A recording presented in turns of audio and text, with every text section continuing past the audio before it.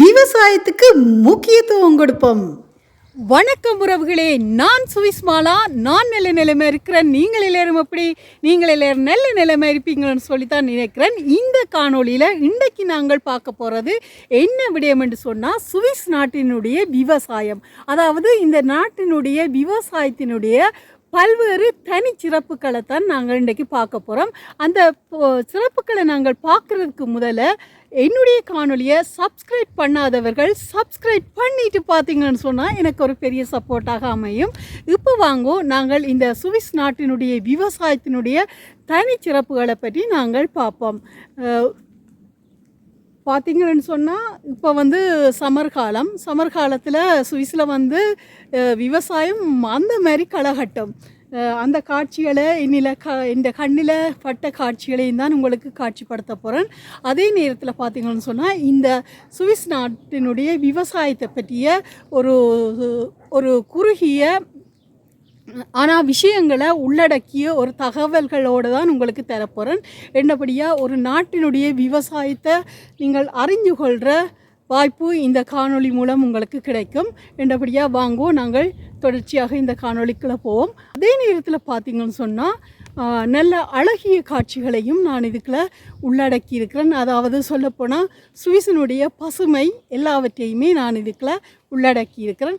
இப்போ வாங்கோ, நாங்கள் காணொளிக்குள்ளே போவோம். இப்போ நீங்கள் பார்க்குறது நான் சோழன் நட்டிருக்கிற ஒரு காட்டு பகுதியால் தான் போய்கொண்டிருக்கிறேன். பாருங்க, சோழன் எல்லாம் பயிரிட்டு இருக்கணும். இங்கே பார்த்திங்கன்னு சொன்னால் முக்கிய விவசாய பொருட்களில் கோதுமை, பார்லி, மற்றது ராய் போன்ற பொருட்களை கூடுதலாக பயிரிடுவினம். அதில் சோளத்தையும் கூடுதலாக பயிரிடுவினம். அந்த சோளம் பயிரிட்டிருக்கிற காட்சியைத்தான் நீங்கள் பார்க்குறீங்க. பாருங்கோ, இவ்வளவு அழகாக நல்லா வடிவாக வளர்ந்துருக்குது. பொத்திகள் எல்லாம் நல்ல வடிவாக தள்ளி இருக்குது. பாருங்கோ, நான் பொத்தியோட ஒரு அழகான சோளன் கண்டை உங்களுக்கு முதல்ல நான் காட்டுறேன்.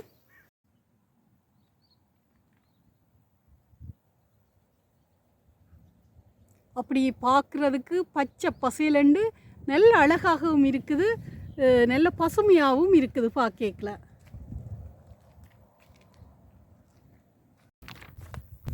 சுவிஸில் பழங்களும் பயிரிடுவார்கள். ஒரு முக்கிய பயிராகத்தான், ஒரு பயிர்ச்செய்கையாகத்தான் அதுவும் இருக்குது. அதில் பார்த்திங்கன்னு சொன்னால் பேரிக்காய், ஆப்பிள், மற்றது திராட்சைக்கு முக்கியத்துவம் கொடுத்து பயிரிடுவார்கள். பாருங்க, இதில் நிற்கிறதெல்லாம் ஆப்பிள் மரங்கள்லாம். இதில் அப்படியே பழங்கள் எல்லாம் அப்படியே இருக்குது. சுவிஸ் நாட்டின் விவசாயம் பல்வேறு தனிச்சிறப்புகளை கொண்டதுன்னு சொல்லி உங்களுக்கு ஏற்கனவே சொல்லியிருந்தேன் நான். இது சிறிய அளவில் நடத்தப்படுற ஒரு உயர்தரமான மற்றும் சுற்றுச்சூழல் நட்பு விவசாய முறையாக தான் இருக்குது. இதில் அதாவது சுவிஸின் விவசாயத்தில் முக்கிய அம்சங்கள் பார்த்தோம்னு சொன்னால், முதல்ல புவியியல் கட்டமைப்பு. அதாவது சுவிஸ் ஒரு மலைநாடாக இருக்கிறதால விவசாய நிலம் குறைவாகத்தான் காணப்படும். கிட்டத்தட்ட சுமார் 35% மட்டுமே விவசாயத்துக்கு பயன்படக்கூடிய நிலமாக இங்கே சுவிஸில் இருக்குது. சுவிஸின் அடுத்த கட்டமைப்பை நாங்கள் பார்த்தோம்னு சொன்னால் சிறு அளவிலான குடும்ப விவசாயமாகத்தான் இருக்கும். பெரும்பாலான விவசாயங்கள் குடும்ப அடிப்படையிலான சிறிய பண்ணைகளாக தான் இருக்கும். அதாவது சுயநிறைவு மற்றும் தரம். சுவிஸ் அரசு உள்ளூர் உற்பத்தியை ஊக்குவிக்குது. நல்லா விவசாய தயாரிப்புகளுக்கு உயர்தரம் மற்றும் சுகாதாரமான முறையில் தயாரிக்கப்பட வேண்டும் என்பது கட்டாயமாக்கப்பட்டிருக்குது. என்னபடியாக இங்கே எல்லாமே சுகாதாரமான முறையில் தான் தயாரிக்கப்பட வேண்டுமென்னு சொல்லுவினோம்.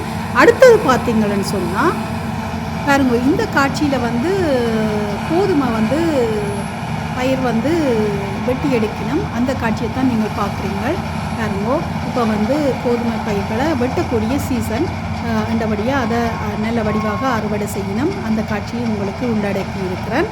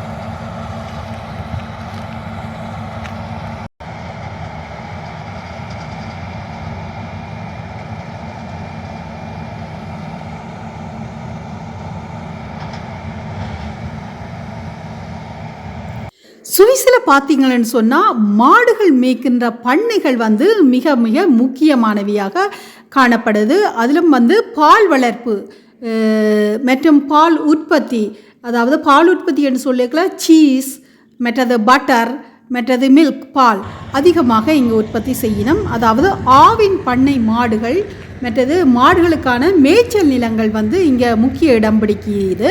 அந்த மேய்ச்சல் நிலங்களை இங்கே அதிகமாக வச்சிருக்கிறோம் என்று சொன்னால் மாடுகளுடைய தீவனங்களை உற்பத்தி செய்கிறதுக்காக. அதாவது தீவன உற்பத்தி இங்கே கூடுதலாக நடக்குது சுவிஸில்.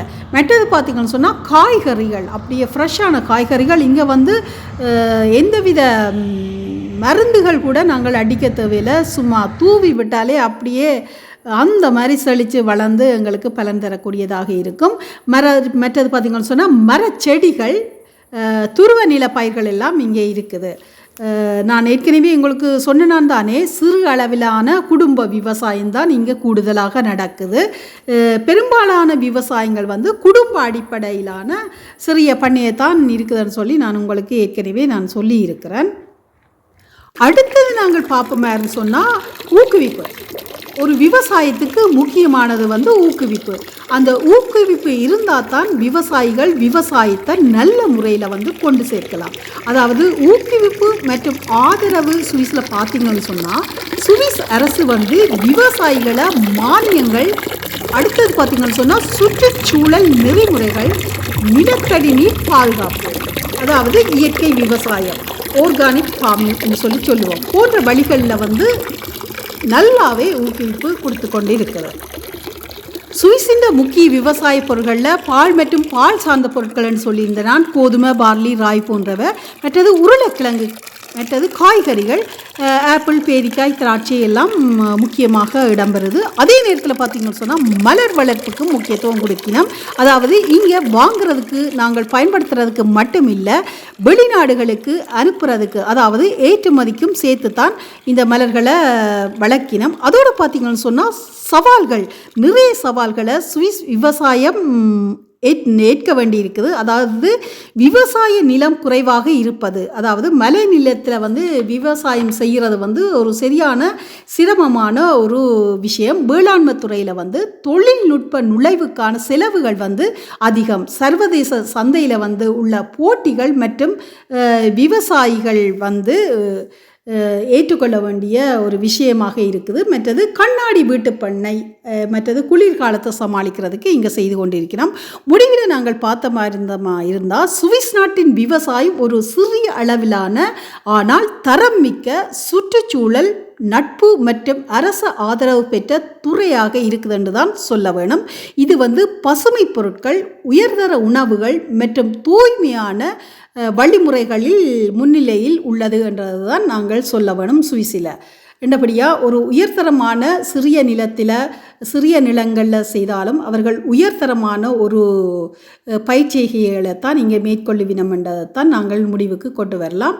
அடுத்தது பார்த்திங்கன்னு சொன்னால் இவர்கள் ஏற்கனவே நான் குறிப்பிட்டது மாதிரி நிறைய சவால்களையும் ஏற்றுக்கொள்ள வேண்டி இருக்குது என்று தான் சொல்ல வேணும்.